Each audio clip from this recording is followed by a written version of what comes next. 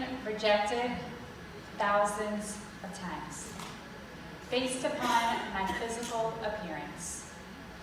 For the past 17 years, I've worked as a model. And as models, we go to castings. And over the course of 17 years, I've been to approximately 4,000 castings. Castings are also called go-sees. It's when you walk in to meet a client and you have about 1 minute to show them your portfolio, make a good impression for a photo shoot that's going to be happening the following day or the following week. I also have to point out that sometimes there's 200 other beautiful women waiting for that same job. As you can imagine, being young and feeling rejected could take a toll on anyone. You'd think that models of all people would be used to it, or they would naturally be confident because of their looks. But I have seen the most beautiful women who are also the most insecure.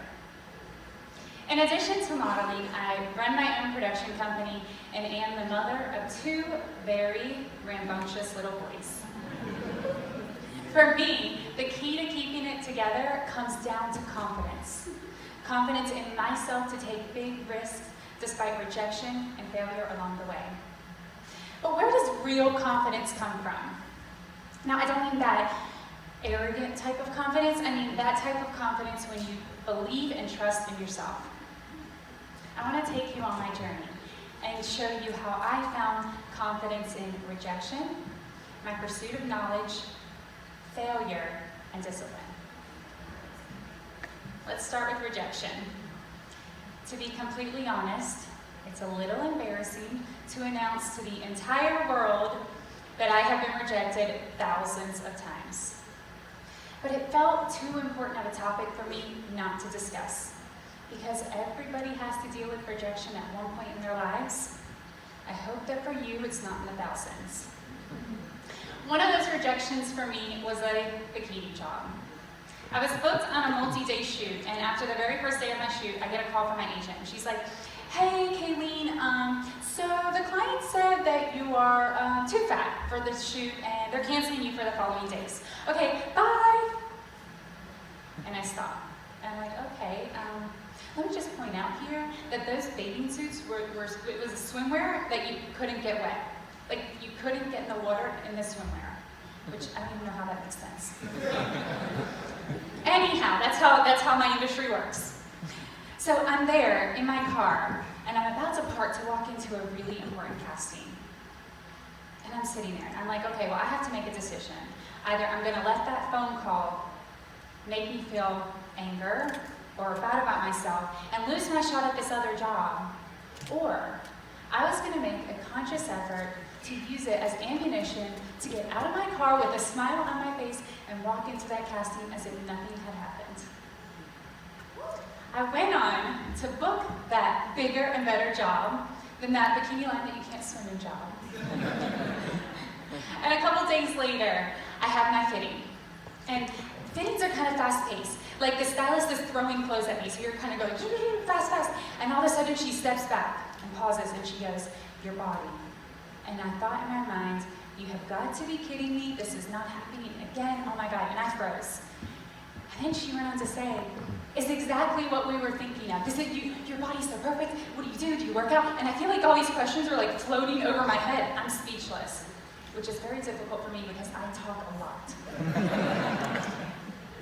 I don't even know what to say because 2 days ago, I was just told I was too fat.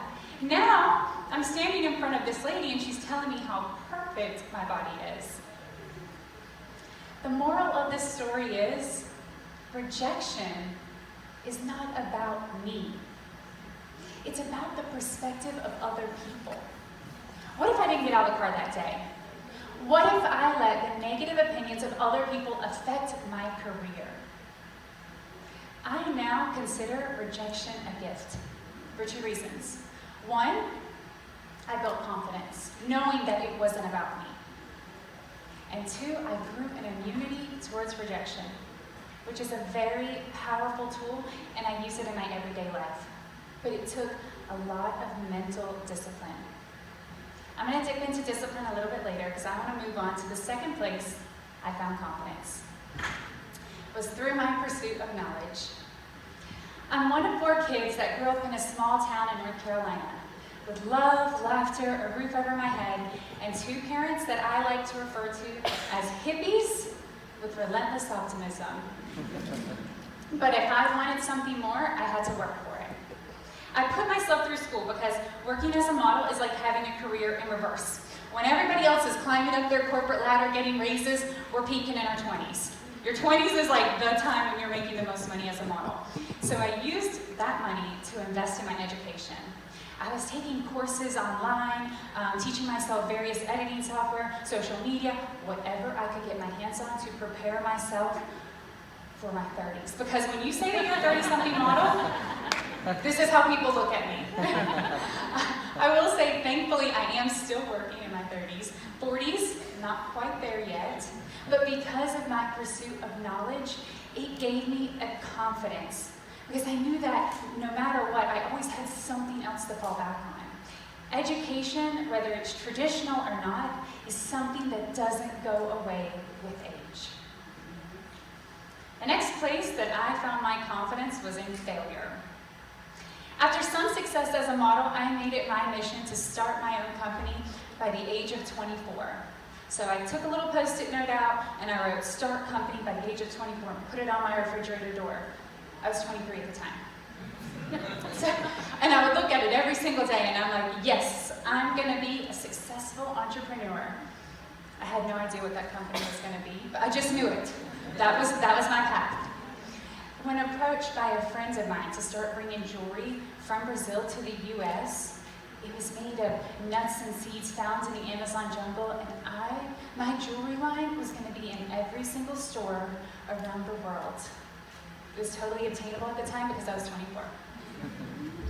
I dove in 100% with the innocence of a new entrepreneur.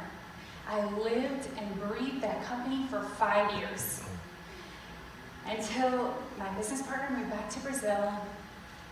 I simply wasn't selling enough to keep it afloat, and I had to pull the plug. Breaking up with my company might have been one of the most difficult decisions I've had to make, and it hurt. I had failed at my big life goal. A couple of years later, I was approached by some pretty amazing people. They were starting a production company and they had asked me to be one of the business partners. Of course I said yes because I had been in the industry for so long that I thought I knew what I was getting myself into, or I half knew what I was getting myself into, because production is a whole other beast in itself. As I began building this company with my partners, I realized then that maybe failure was not quite the right word for that first experience. I had learned so much in my first business that I was applying to this new business. I felt sometimes that I was like a step ahead. The rejection that came with being a model. Through my pursuit of knowledge and failure, I learned so much. I don't allow rejection and failure to take me off course, but instead propel me to whatever's next. Now, I can't say that I'm completely unfazed by rejection and failure because I am human and the initial sting really stings. But that's why I like to use my secret weapon, discipline. If I had to choose one word to describe myself, that word would be discipline. And I don't mean that rigid type of discipline. I mean that type of discipline when you have a dream or a goal and you believe with everything that it's possible to achieve. That's how I live my life every single day.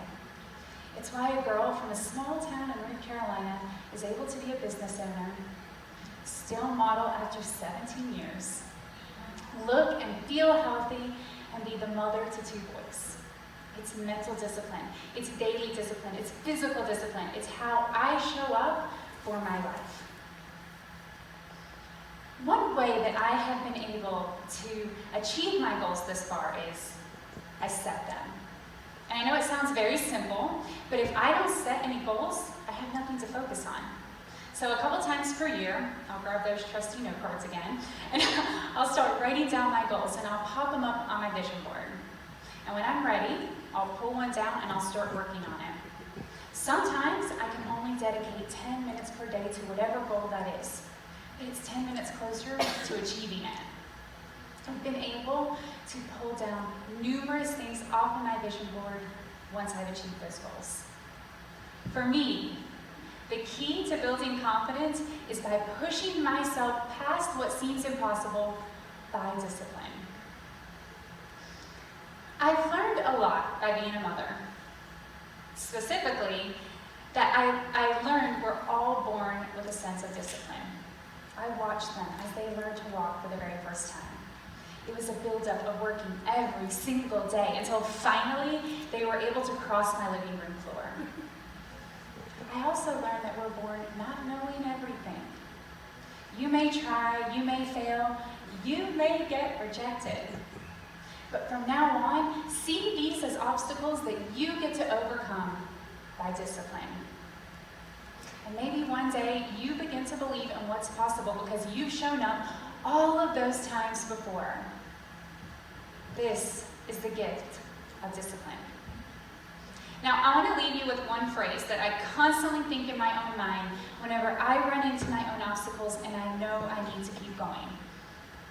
Like, let's say, hypothetically speaking, you may have a mild fear of public speaking, but you have the opportunity to do a TED Talk. That phrase is, I only regret not doing.